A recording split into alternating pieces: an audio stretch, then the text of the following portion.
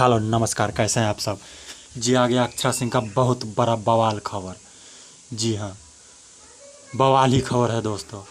अक्षरा सिंह जी का, जी यादव जी का होली, जी गाना आया है एक अक्षरा सिंह जी का, यादव जी का होली, जो खेसारी लाल यादव जी के सपोर्ट में गाए हैं।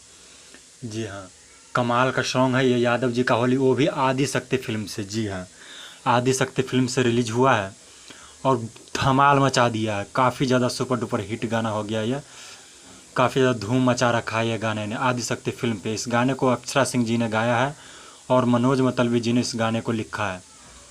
तो कमाल का सॉन्ग है, आप लोग नहीं सुने हैं तो जाकर अभी सुनिए आदि शक्ति फिल्म्स पे, अक्षरा यादव जी का होली।